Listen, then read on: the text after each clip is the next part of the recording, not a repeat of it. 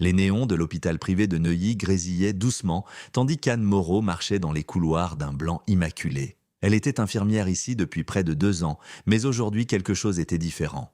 Au moment où elle reçut la convocation inattendue dans le bureau du docteur Dubois, le chef du service de neurologie, une étrange sensation s'installa dans sa poitrine. Avait-elle fait quelque chose de mal? Allait-elle être mutée? Elle prit une profonde inspiration avant de frapper à la porte en acajou poli. « Entrez !» En entrant, elle trouva le docteur Dubois debout près de la fenêtre, les mains jointes derrière le dos, ses yeux habituellement vifs fixés sur la ligne d'horizon de Paris. Son bureau sentait l'antiseptique stérile et le cuir cher, et l'atmosphère était plus lourde que d'habitude. « Anne !» dit-il, se tournant enfin vers elle. Sa voix était posée, sérieuse. « Nous avons un patient qui nécessite des soins spéciaux, mais ce travail n'est pas pour les âmes sensibles. » Les sourcils d'Anne se froncèrent. « Pas pour les âmes sensibles? Quel genre de patient ?»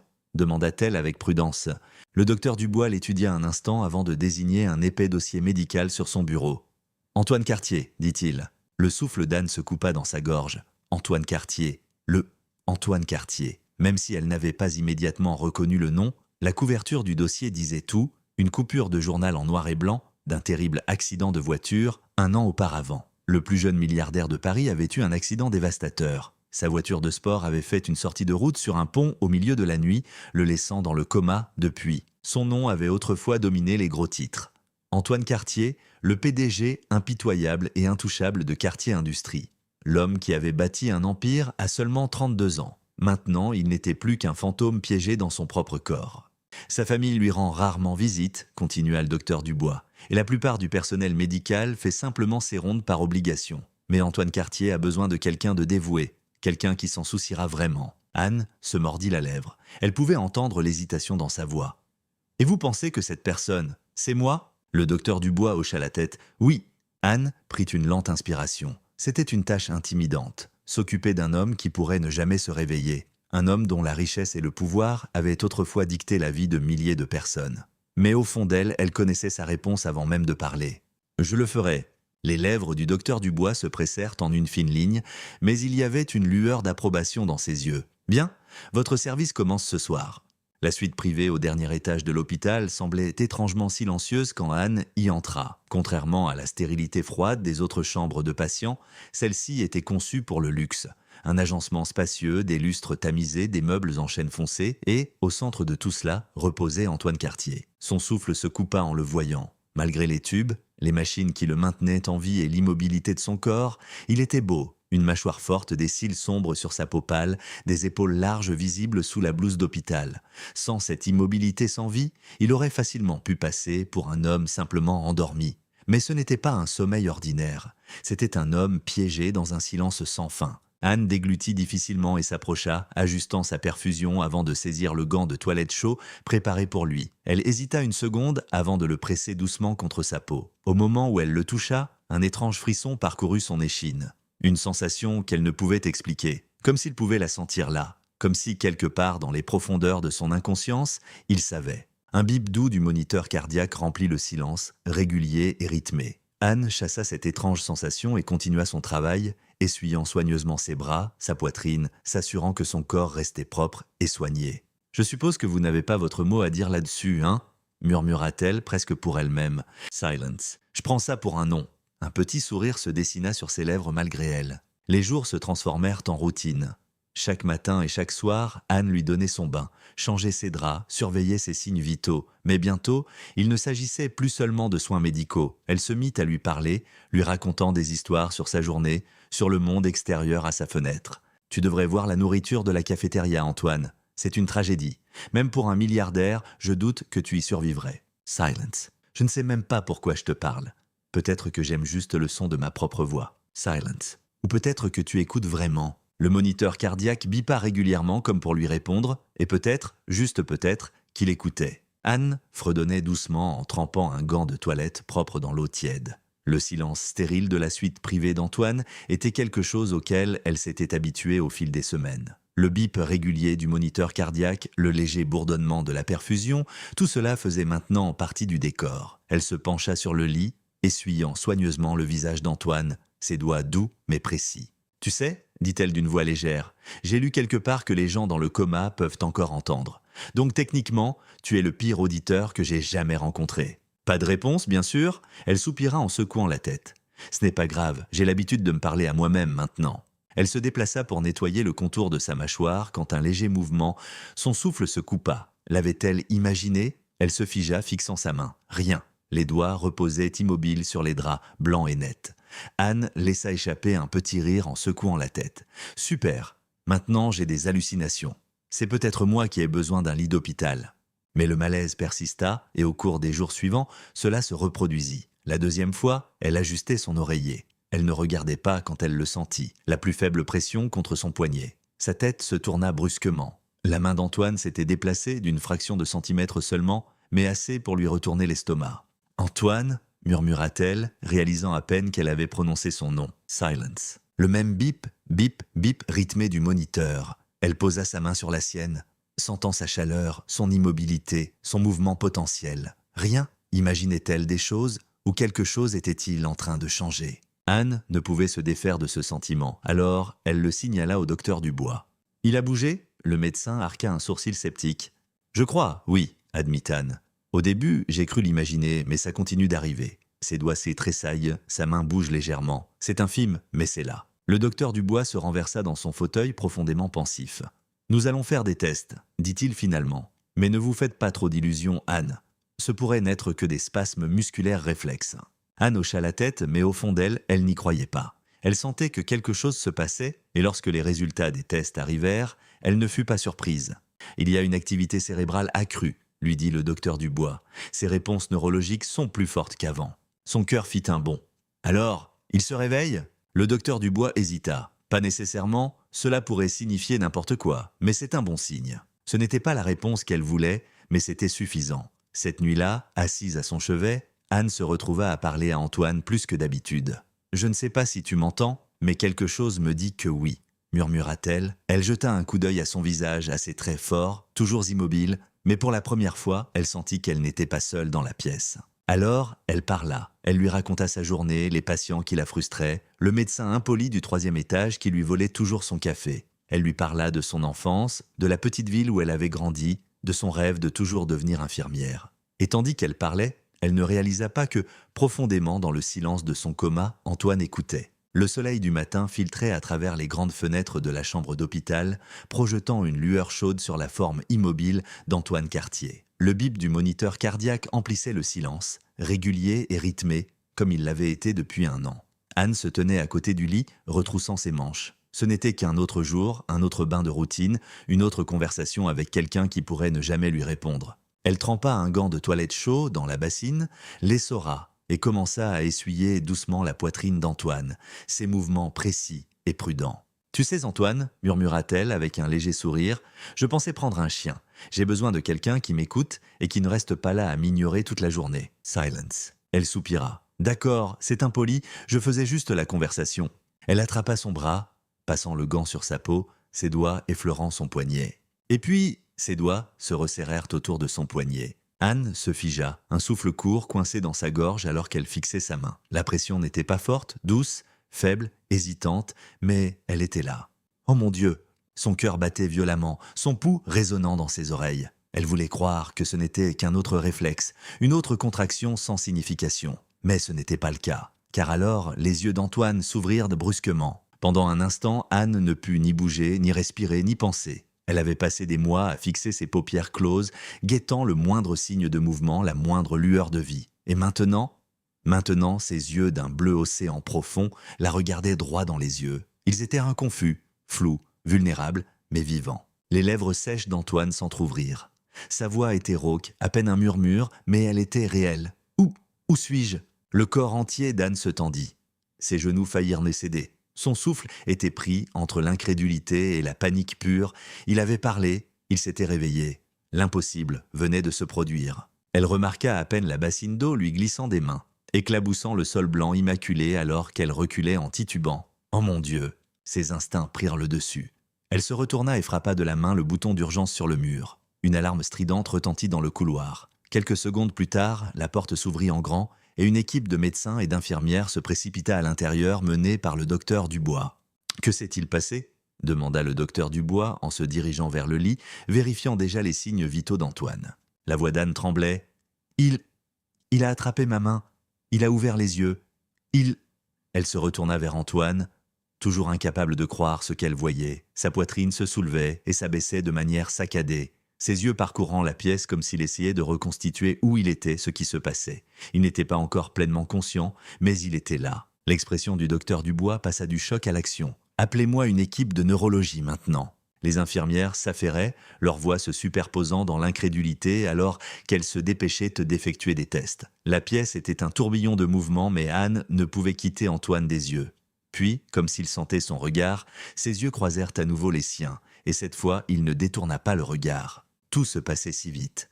Les médecins lui posaient des questions, projetèrent des lumières dans ses pupilles, testèrent ses fonctions motrices. Mais, à travers tout cela, le regard d'Antoine revenait sans cesse vers Anne. Elle s'avança, hésitante, déglutissant difficilement. « Antoine, murmura-t-elle, vous souvenez-vous de quelque chose ?» Il la fixa, clignant lentement des yeux. Un long silence s'étira entre eux. Puis ses doigts tressaillirent à nouveau, et avant qu'elle ne puisse réagir, il tendit la main vers elle, faiblement, lentement, mais délibérément. Sa main se referma sur la sienne, sa prise fragile mais ferme, comme s'il l'avait toujours connue. Le souffle d'Anne se coupa. Le docteur Dubois leva brusquement les yeux. « Antoine, savez-vous qui elle est ?» Antoine ne répondit pas immédiatement. Ses sourcils se froncèrent, son regard ne quittant jamais Anne. « Je ne sais pas, murmura-t-il, la voix rauque après des mois de silence. Mais j'ai l'impression que je devrais. » Un frisson parcourut l'échine d'Anne, car même si Antoine Cartier ne se souvenait pas d'elle, quelque chose au plus profond de lui s'en souvenait. Les jours qui suivirent le réveil miraculeux d'Antoine furent remplis de tests, de thérapies et de questions sans fin. Les médecins étaient stupéfaits de sa guérison. Physiquement, il était faible mais s'améliorait. Ses muscles, raides après un an d'immobilité, retrouvèrent leur force grâce à la rééducation, mais mentalement, c'était une autre histoire. Antoine ne se souvenait de rien de l'accident, et plus on le pressait de détails, plus il devenait frustré. « Antoine, essayons encore », dit le docteur Dubois lors d'une de leurs séances. « Quelle était la dernière chose dont vous vous souvenez ?» Antoine se frotta les tempes, l'expression tendue. « Je ne sais pas. N'importe quoi. Où vous étiez ? Ce que vous faisiez. » Antoine expira brusquement. « Je vous l'ai dit, ce ne sont que des morceaux. Des flashs. Parlez-moi. » Un long silence.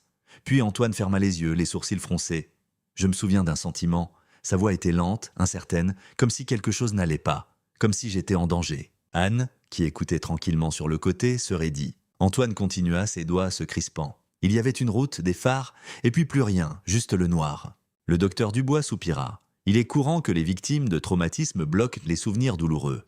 Cela pourrait revenir tout seul. Pour l'instant, concentrons-nous sur la guérison. Antoine hocha la tête, mais Anne pouvait voir la frustration dans sa mâchoire serrée. Et au fond d'elle, elle ne pouvait se défaire du sentiment que quelque chose n'allait pas. Cette nuit-là, incapable de cesser d'y penser, Anne se rendit aux archives de l'hôpital. Elle avait déjà lu le dossier d'Antoine, mais cette fois, elle examina chaque détail avec un regard neuf. Et c'est là qu'elle le vit, quelque chose qu'elle avait manqué auparavant. Le rapport de l'équipe de reconstitution de l'accident indiquait que les freins d'Antoine avaient lâché. Pas usés, pas défectueux, sabotés. Un frisson glacial parcourut son échine. Ce n'était pas un simple accident. Quelqu'un avait voulu la mort d'Antoine. Et il n'en avait aucune idée. Prenant une inspiration tremblante, elle referma le dossier. Elle devait le lui dire. Car si quelqu'un avait essayé de le tuer une fois, il pourrait réessayer. La guérison d'Antoine progressait à une vitesse remarquable. En quelques semaines seulement, il était passé d'alité à assis, mangeant seul et parlant avec des phrases complètes. Maintenant, avec l'aide de la kinésithérapie, il réapprenait à marcher. Et à travers tout cela, Anne était là. Chaque pas, chaque lutte, chaque moment de frustration où il voulait abandonner, elle le ramenait. « Je n'y arriverai pas », marmonna Antoine, s'agrippant fermement aux barres parallèles alors qu'il tentait de se soulever. « Si, vous pouvez », dit fermement Anne debout à côté de lui. « Vous êtes déjà arrivé si loin, Antoine. N'arrêtez pas maintenant. » Il se tourna pour la regarder, sa respiration lourde. Elle ne disait pas seulement des mots pour le motiver, elle croyait vraiment en lui, et cela le faisait croire en lui-même. Avec une expiration déterminée, il fit un autre pas en avant. Le visage d'Anne s'illumina. « C'est ça !» Pour la première fois depuis son réveil, Antoine sourit. Pas par politesse, pas par obligation, mais parce que pour la première fois, il se sentait à nouveau vivant. Et il savait exactement qui remercier pour cela. Anne n'était pas comme les autres. Elle ne le traitait pas comme un cas de charité. Elle ne le voyait pas comme un milliardaire piégé dans un lit d'hôpital. Elle le voyait, lui, juste Antoine. Et c'est pourquoi il se sentait attiré par elle. Chaque fois qu'elle était dans la pièce, le monde semblait plus léger. Chaque fois qu'elle parlait, sa voix le tirait de l'obscurité qui persistait encore dans son esprit.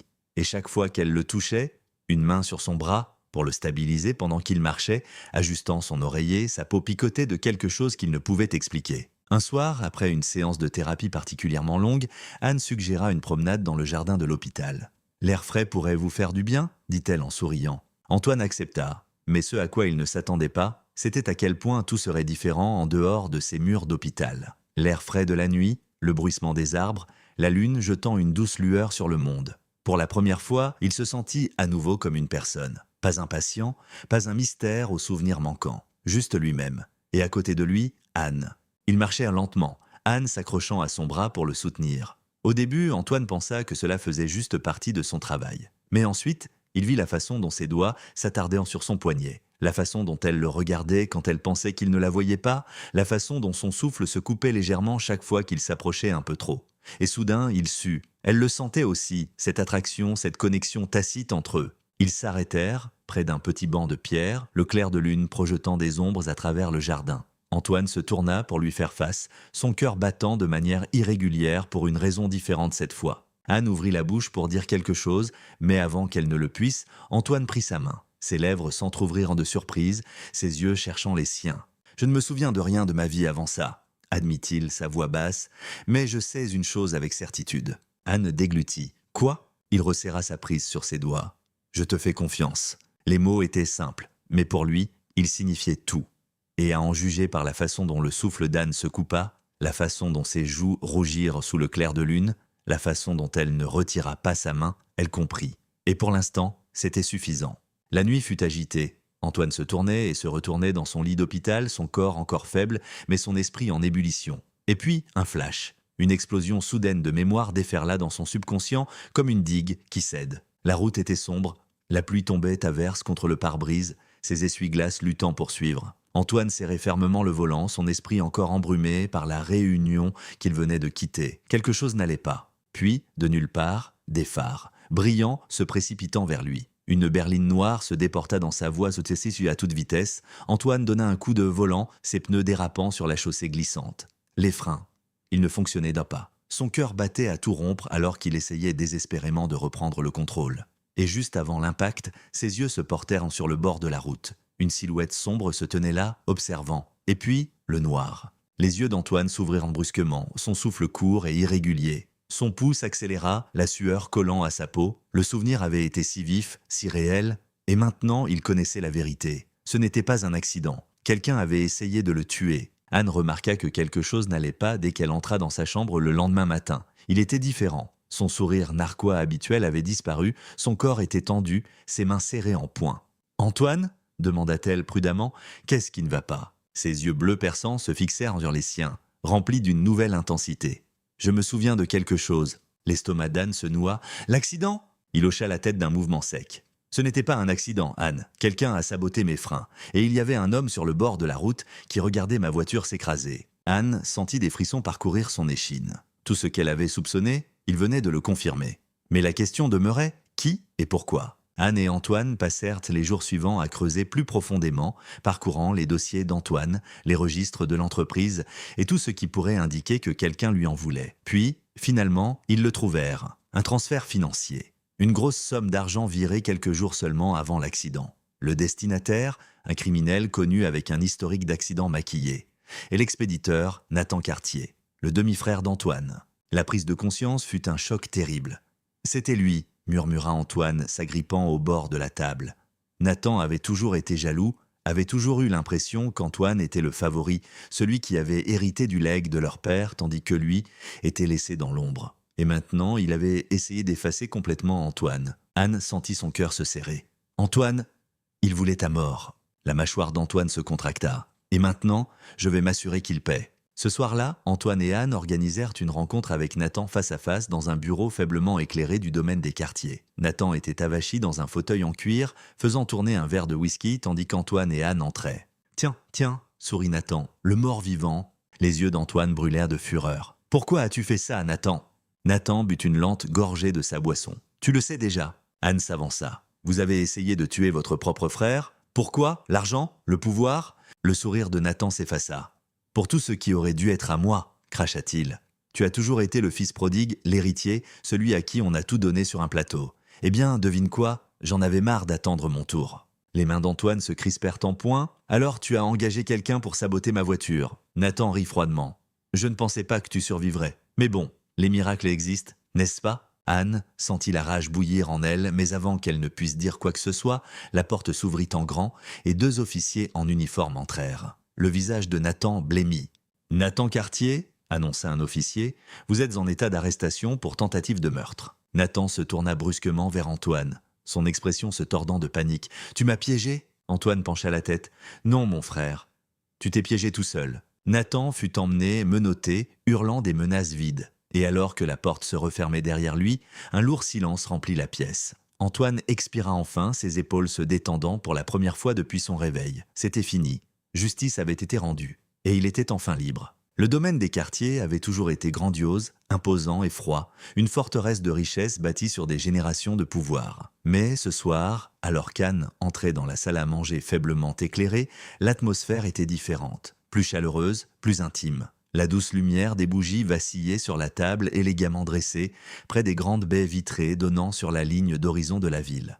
L'odeur de roses fraîches emplissait l'air et une bouteille de vin reposait au frais à côté de 2 assiettes parfaitement placées. Le souffle d'Anne se coupa. « Antoine, qu'est-ce que c'est que tout ça ?» demanda-t-elle en se tournant vers lui. Antoine se tenait derrière elle, les mains dans les poches, ses yeux bleus doux mais intenses. « Un dîner, dit-il simplement. Juste toi et moi. » La poitrine d'Anne se serra. Ces dernières semaines, leur vie avait été un tourbillon, de sa guérison à la découverte de la vérité sur son accident, jusqu'à l'arrestation de son frère. Mais maintenant que la tempête était enfin derrière eux, il ne restait que ce moment. Et d'une certaine manière, cela semblait encore plus effrayant.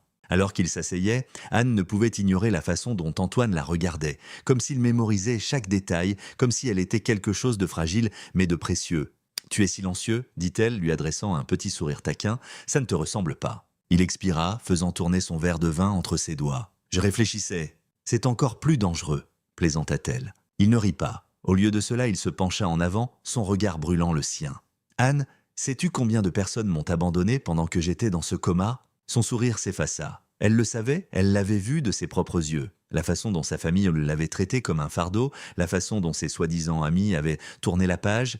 La seule raison pour laquelle il avait survécu à cette obscurité, c'était parce que quelqu'un était resté, parce qu'elle était restée. « Et pas toi ?» murmura Antoine. « Tu étais là jour après jour, tu as pris soin de moi quand je ne pouvais même pas ouvrir les yeux. Quand je n'étais qu'une cause perdue pour tout le monde, tu as refusé de m'abandonner. » La gorge d'Anne se noua.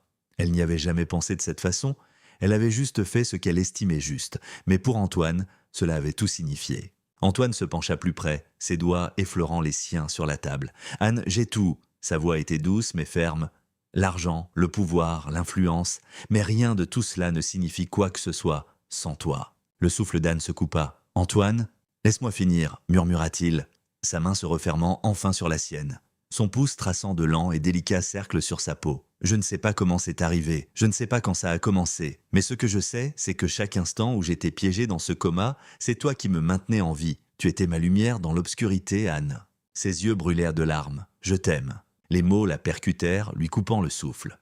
Non pas parce qu'elle ne l'avait pas ressenti aussi, mais parce que l'entendre de sa bouche le rendait indéniablement réel. Antoine Cartier, l'homme qui avait autrefois vécu dans un monde de calculs froids, d'affaires et de jeux de pouvoir, était maintenant assis en face d'elle, mettant son âme à nu. Et pour la première fois de sa vie, Anne ressentit quelque chose qu'elle n'avait jamais ressenti auparavant, être vraiment, complètement, irrévocablement chérie. Des larmes glissèrent sur ses joues, mais elle sourit à travers elles. « Antoine, » murmura-t-elle, « tu n'as aucune idée de ce que ça signifie pour moi. » Il se leva pour essuyer doucement une larme de son visage. « Alors laisse-moi te montrer ?» Et alors qu'il se penchait, pressant son front contre le sien, Anne sut que ce n'était que le début. Des mois avaient passé depuis cette nuit fatidique où Antoine avait avoué son amour à Anne. Et pendant ce temps, tout avait changé. Antoine s'était complètement rétabli, retrouvant sa force grâce à des heures interminables de rééducation et d'entraînement. Son corps n'était plus faible, plus freiné par l'accident qui avait failli lui coûter la vie. Et maintenant, il était de nouveau Antoine Cartier, de retour à la tête de Cartier Industrie, debout dans la salle du conseil, avec l'assurance d'un homme qui avait traversé l'enfer et en était revenu. Mais il y avait une différence cruciale entre l'homme qu'il était avant l'accident et l'homme qui se tenait là maintenant. Cette fois, il n'était pas seul. Cette fois, il avait Anne. Et bientôt, si elle disait oui, elle serait sienne pour toujours.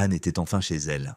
Tandis qu'Antoine et Anne marchaient de main dans la main vers leur bonheur éternel, leur histoire devint le témoignage de quelque chose de vraiment puissant. L'amour ne consiste pas seulement à trouver quelqu'un, mais à être à ses côtés à travers toutes les tempêtes. Anne n'a jamais abandonné Antoine, même lorsque le monde l'avait fait. Et à la fin, c'est l'amour et non l'argent ou le pouvoir qui l'a vraiment sauvé. Si cette histoire a touché votre cœur, n'oubliez pas d'aimer, de partager et de vous abonner à Histoire qui touche la pêche l'âme pour plus de récits émouvants et inspirants. Activez les notifications pour ne jamais manquer une histoire qui émouvra votre âme. Merci d'avoir regardé et souvenez-vous, parfois les plus belles histoires d'amour commencent de la manière la plus inattendue. À bientôt dans la prochaine histoire. J'aimerais beaucoup en savoir un peu plus sur vous qui m'écoutez, par simple curiosité. Et si vous êtes d'accord pour le partager, quel âge avez-vous? Je suis toujours touché de voir que mes histoires rassemblent des personnes de toutes les générations. Et justement, à propos de cette histoire que je viens de vous raconter, qu'en avez-vous pensé? Comment l'avez-vous ressentie?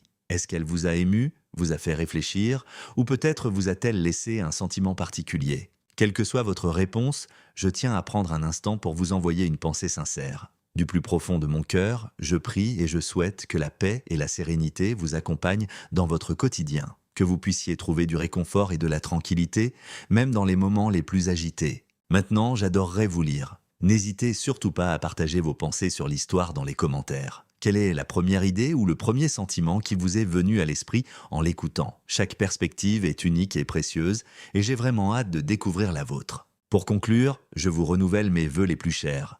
Prenez grand soin de vous et de vos proches. Que la santé soit votre fidèle allié et que la paix illumine chacune de vos journées. Merci de votre écoute.